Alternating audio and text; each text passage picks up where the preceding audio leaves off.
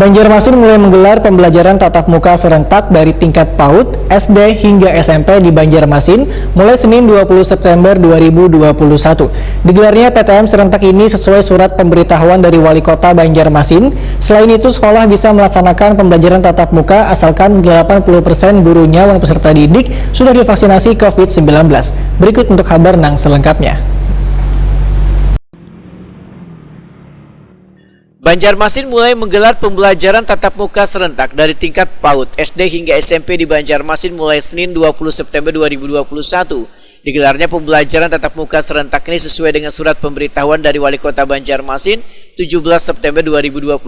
Wali Kota Banjarmasin Ibnu Sina Wetokene Primatipi jelang tengah hari Senin 20 September 2021 menambahkan pembelajaran tatap muka dilaksanakan kembali setelah penularan COVID-19 di Banjarmasin mulai melandai. Keputusan untuk mulai melaksanakan kembali pembelajaran tatap muka ini mengacu pada rekomendasi Satuan Tugas Penanganan COVID-19 Banjarmasin serta surat keputusan bersama Menteri Pendidikan Kebudayaan Riset dan Teknologi, Menteri Kesehatan, Menteri Dalam Negeri, dan Menteri Agama. Menurut Ibnu Sina, sekolah yang boleh melaksanakan pembelajaran tatap muka harus berada di daerah zona hijau dan kuning. Sedangkan bagi wilayah yang berada di zona abang dan orange untuk sementara kada diperbolehkan. Selain itu, sekolah bisa melaksanakan pembelajaran tatap muka asalkan 80% gurunya sudah divaksinasi COVID-19.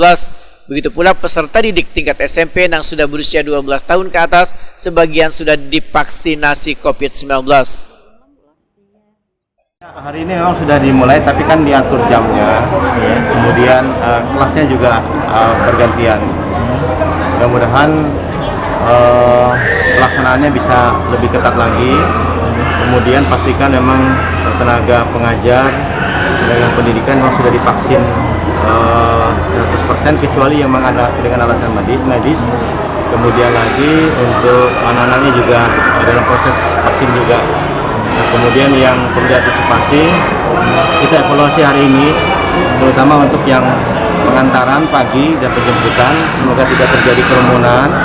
Nah, kemudian kalau evaluasi kita hari ini terjadi hal seperti itu, besok kita coba akan turunkan nanti Satpol PP untuk memastikan bahwa sekolah-sekolah kita tidak terjadi kerumunan.